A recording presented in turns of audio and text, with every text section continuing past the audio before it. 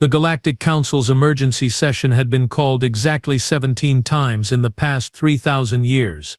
16 of those were for actual emergencies.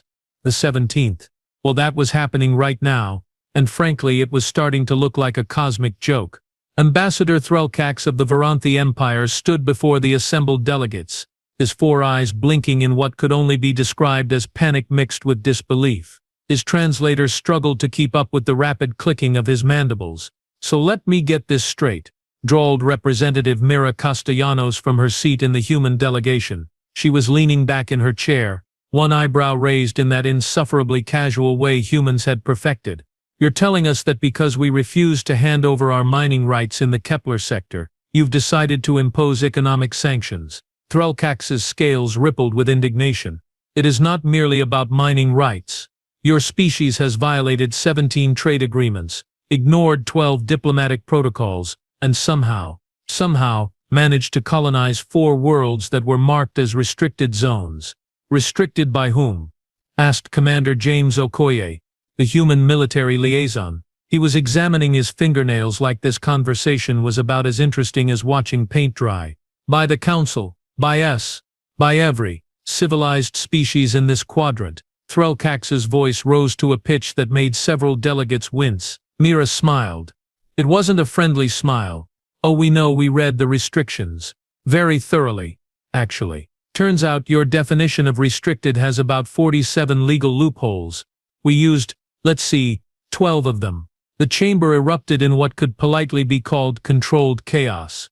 The Zixuri representative's tentacles were waving frantically, the Kron delegate was making a sound like grinding metal, and Threlkax looked like he was about to molt from sheer frustration. "This is precisely the problem," he shrieked. "You humans, you twist words, you exploit technicalities. You act like the galaxy is some sort of game." "Well," Mira stood up, smoothing down her jacket with deliberate slowness, "if you didn't want us to find loopholes, maybe you should have written better laws. Just saying. That did it."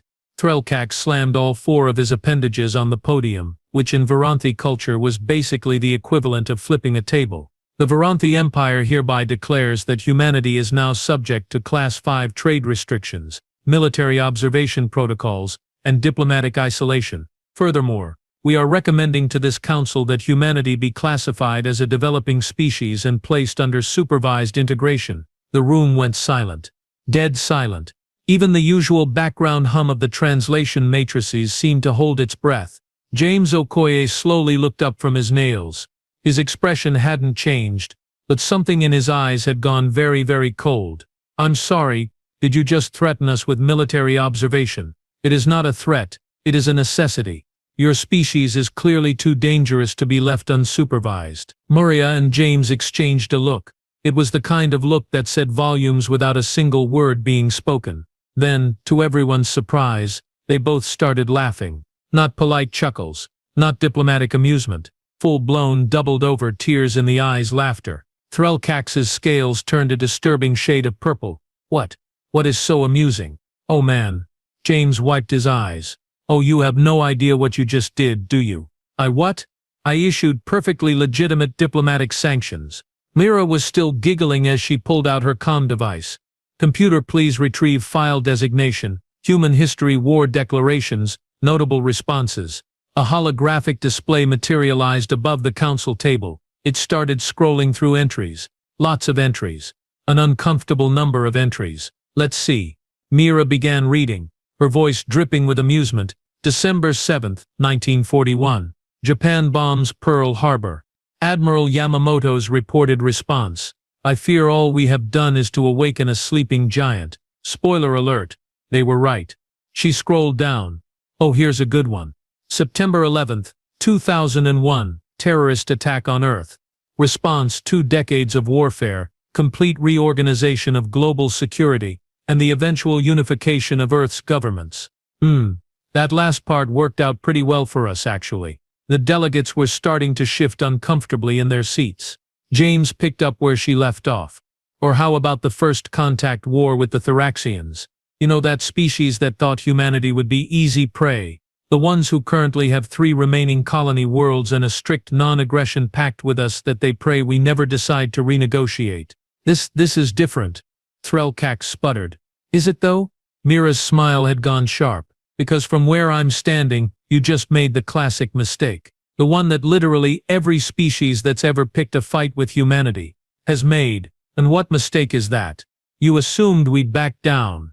The temperature in the room seemed to drop several degrees. James stood up, and despite being shorter than most of the assembled delegates, somehow he seemed to take up a lot more space. Here's the thing about humans, he said, his voice calm but carrying an edge that could cut steel. We're not like you. When you threaten us, we don't calculate odds, we don't run cost-benefit analyses. We don't sit around wondering if resistance is logical. We get angry, Mira continued. And when we get angry, we get creative, and when we get creative, well, that's when things get interesting. Threlkax tried to regain control of the situation. You cannot possibly believe that you can stand against the combined might of the Voranthi Empire. We have 6,000 warships, colonies on 200 worlds, technology that predates your species by millennia. Cool story, James said flatly. How many of those warships have combat experience against an enemy that actually fights back? Silence. That's what I thought. You've been peacekeepers for so long you've forgotten what war actually looks like. You think it's about numbers and technology and overwhelming force. He leaned forward. War is about will. It's about who wants it more. It's about who's willing to do what the other guy can't even imagine. And trust me, Mira added, pulling up another file. We've got one hell of an imagination. Computer, show them Operation Thunderstrike. The hologram shifted, displaying a human military installation, dozens of ships, each one bristling with weapons that looked distinctly non-standard. What is that? Stammered the Zixari representative. That, Mira said cheerfully, is what we've been building while you all were busy writing trade agreements and patting yourselves on the back for being civilized. See, we knew this day would come eventually. Someone was going to push us too far. So we prepared, James said. We studied. So we trained.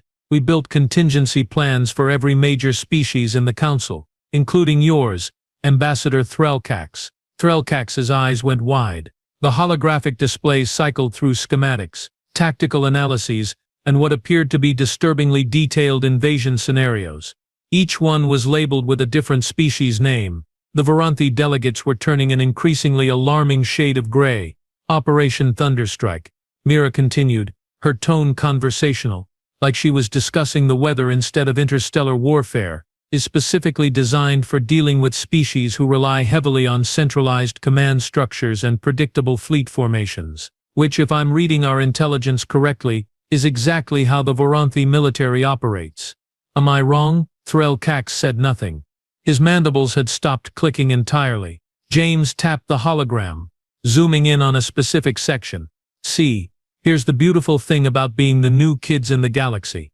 Everyone underestimates us. You all think because we don't have 3,000 years of spacefaring history that we're somehow primitive. But you know what we do have? Desperation, Mira interjected. Creativity born from being outgunned for most of our existence, and a really, really long memory when it comes to people who threaten us.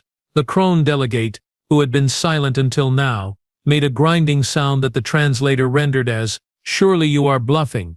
No species would actually maintain active war plans against their allies." Allies? James laughed. But there was no humor in it. You're not our allies. You're our business partners. There's a difference. Allies trust each other. Allies have each other's backs. You've spent the last decade trying to limit our expansion, control our trade routes, and treat us like children who need supervision. We have been attempting to integrate you into galactic society. Threlkax found his voice again, though it came out as more of a squeak. To teach you the proper protocols, the civilized way of conducting affairs. Right, civilized, Mira made air quotes with her fingers. Is it civilized to impose economic sanctions because we're better at negotiations than you are? Is it civilized to threaten military observation, which, let's be honest, is just a fancy term for occupation? She walked slowly around the council chamber, making eye contact with each delegate in turn. You want to know the real problem here? You've been at peace for so long you've forgotten what it costs. You've gotten soft, comfortable. You think diplomacy is about strongly worded letters and trade agreements. Humans no different, James said quietly, but his voice carried through the chamber like a thunderclap. We crawled out of a death world where literally everything was trying to kill us. We fought each other for thousands of years before we figured out cooperation. We've nearly destroyed ourselves at least 3 times that we know of. And every single time we came back stronger. The hologram shifted again, this time showing Earth, beautiful, blue and green, spinning peacefully in space.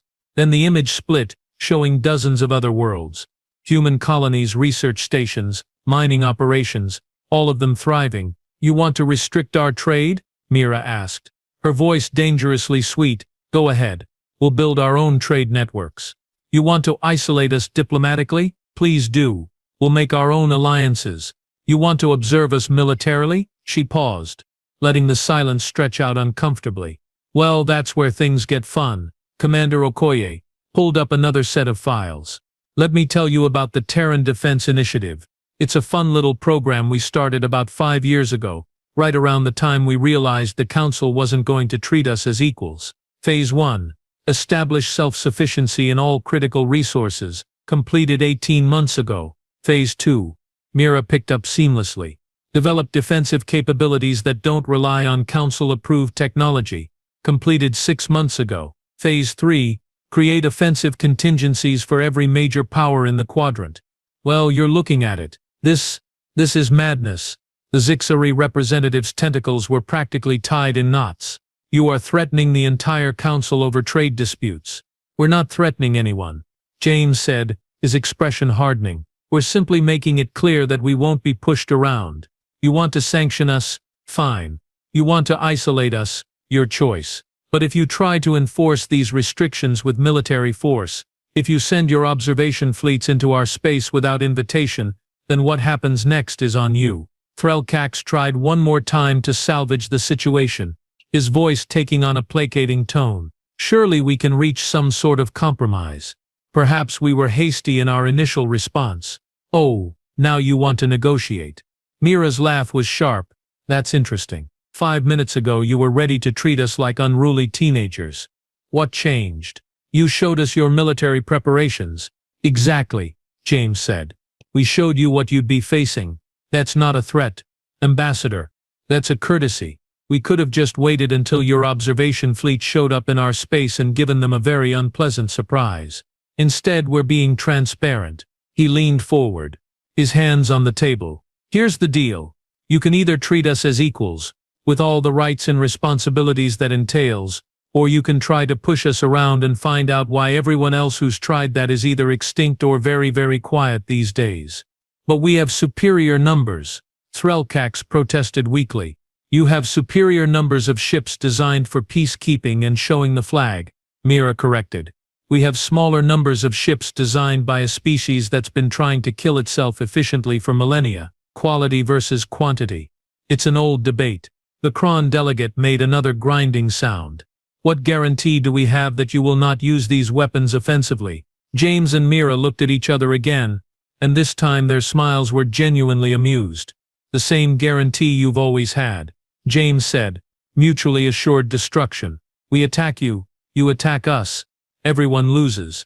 It's worked pretty well for us in the past. The difference is, Mira added, we're honest about it.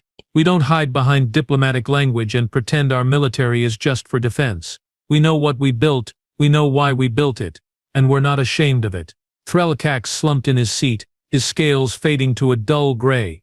What do you want from us? Same thing we've always wanted, James said simply. Respect, fair treatment. The right to expand and trade and live without someone trying to control every move we make. We don't want to be your enemies, but we absolutely refuse to be your subjects. Mira walked back to her seat, sitting down with the same casual grace she'd had at the start of the session. So here's what's going to happen. You're going to withdraw those sanctions. You're going to acknowledge that humanity has the same rights as every other council species. And you're going to think very, very carefully before you threaten us again. And if we refuse? Threlkax asked, though he sounded like he already knew the answer. Then you'll find out if your 6,000 warships are enough, James said flatly. Personally, I don't think they are. But hey, I've been wrong before. Once, in 1993, it was about what to have for lunch. The chamber fell silent again.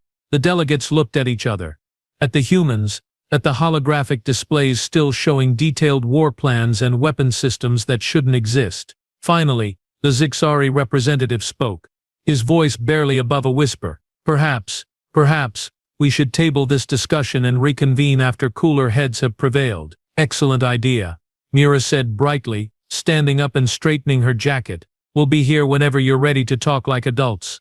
As the human delegation filed out of the chamber, James leaned over to Mira and murmured, "Think they bought it, hook, line and sinker." She whispered back, "Remind me to send a thank you note to the special effects team. Those weapon schematics looked really convincing.